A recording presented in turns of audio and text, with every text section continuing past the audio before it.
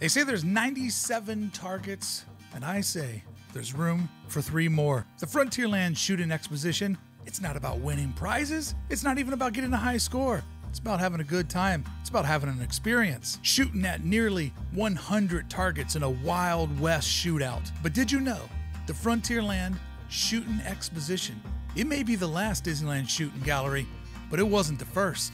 This is Disneyland Attraction BIOS episode number 2. The history of the Frontierland Shootin Exposition and the history of shooting galleries at Disneyland. And that's shooting with no G.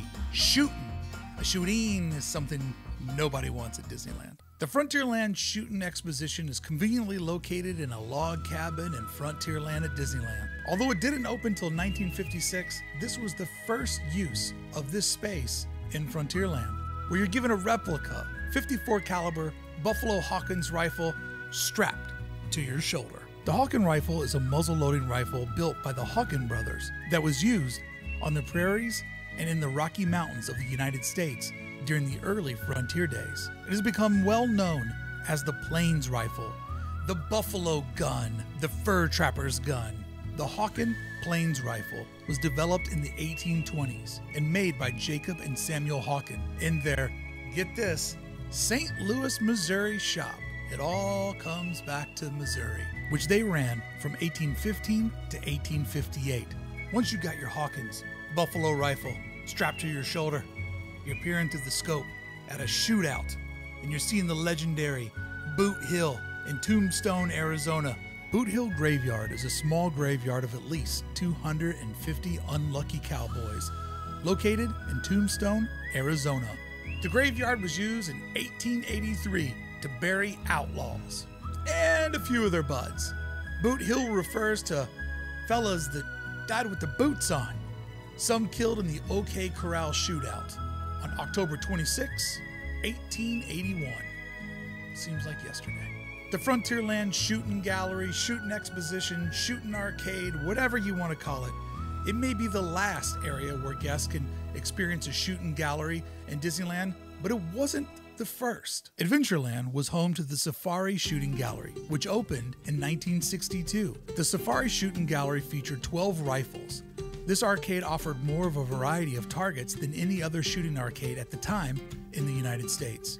During its run, this venue was renamed Big Game Safari Shooting Gallery and Big Game Shot. Back in the good old days of Adventureland Shootin', the operation was a real shooting gallery with very realistic air rifles. In the pre-electronic era, in which operators had to manually reload the guns with lead pellets for each Disneyland guest. The gallery itself was a mechanical whirl of targets, representing all manners of wild beasts, vistas, and threatening natives that might inhabit the untamed land. Originally, the guns were free to be aimed anywhere, including at other guests, and were only tethered to the counter by air hoses. But some years later, they mounted an oval basketball hoop type device in front of each gun to limit the gun's range of movement. Big Game Safari Shooting Gallery would eventually close down in 1982. New Orleans Square didn't have an official shooting gallery, but had some shooting games. The Pirates Arcade was open from 1967 to 1980. After finishing riding the Pirates of the Caribbean, the exit out of the building would dump you into this small pirate-themed arcade with numerous pirate games. Most of them were your regular Midway-type shooting games that have been converted from original themes into one-of-a-kind Disney themes, where wannabe pirates could participate in a shooting game where you had to extinguish candles on a pirate's chest. Not an official shooting gallery, but yet another area where guests could participate in some shooting fun. The Davy Crockett Arcade from 1955 to 1987 in Frontierland had a few shooting games. But the oldest and only opening day shooting gallery in Disneyland was the Shooting Gallery on Main Street, an original opening day occupant in the Penny Arcade.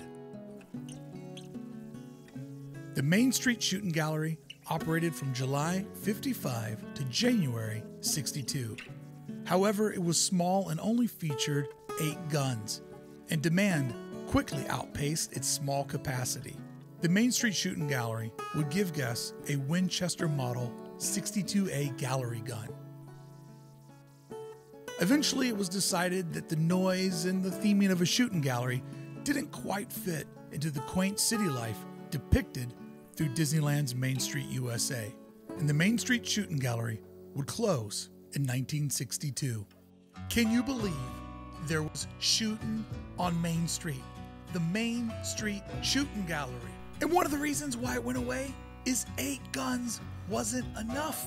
They needed double their capacity. What a different time. The early pre-electronic era of shooting galleries at Disneyland featured traditional chain-driven targets that would move back and forth in front of a backdrop themed to that shooting gallery.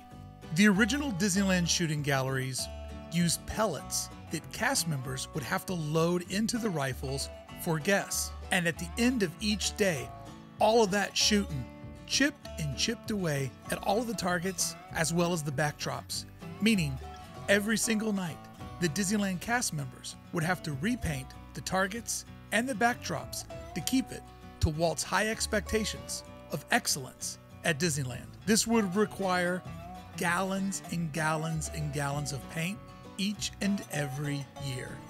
I love this fact. This is Disneyland. Everything has to be perfect.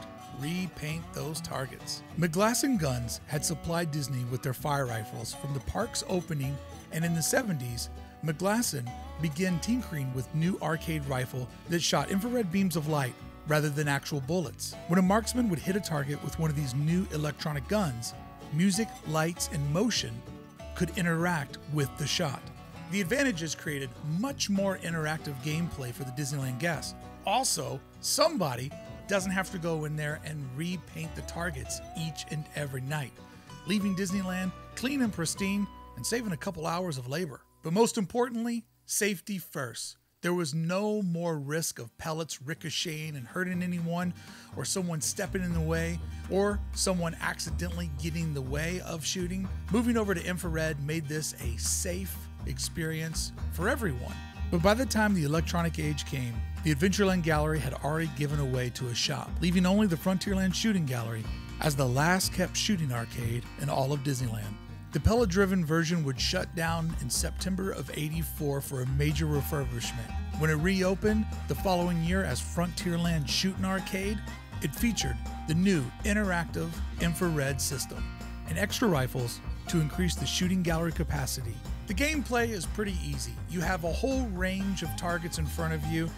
You aim with your buffalo rifle and try to shoot whatever red lights you can. Different targets have different experiences, different interactions with you, the guest. Some targets, when you shoot them, even dip their toes into a supernatural twist. After all, this is a graveyard we're shooting at.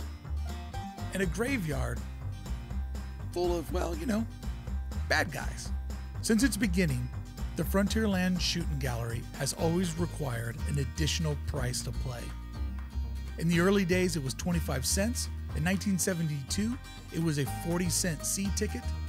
There's even famous stories of Walt Disney himself rolling up to the Frontierland Shootin Gallery, throwing his own quarters so Walt could get a little bit of shooting time. Everybody pays. Today's shooting gallery will cost you $1 for 25 to 30 different shots. And don't worry, don't feel rushed. There's no time limit. You get to shoot until you get bored or until you run out of bullets. That part, that's up to you. So wait for that perfect train shot. Disneyland is not the only Disney park that has a shooting gallery. Walt Disney World has the Frontierland Shootin Arcade. Disneyland Paris has the Rustler Roundup Shootin Gallery. And Tokyo Disneyland has the Westernland Shooting Gallery. Over the years, Disneyland has scaled back the number of fake guns seen and sold at Disneyland. In 2001, the California legislature passed a law requiring all toy guns to be manufactured in a way that there was no mistaking for them to be the real thing. This saw the end of the 1800s-style wooden rifles sold in Frontierland. And as the years would go on, Disney would become stricter and stricter about selling any toys to children that have a trigger attached to them or take the shape of a gun. And today in the park, nothing that resembles a gun is sold to children or adults alike at Disneyland. And to make things even more interesting, at one point, there was a real gun store in Disneyland. Oh, but that's a different topic for a different video. How long will Frontierland have a shooting gallery? How long will the exposition stay with us? Hopefully long enough for you to take $1.30 shots. And don't feel rushed. There's no time limit.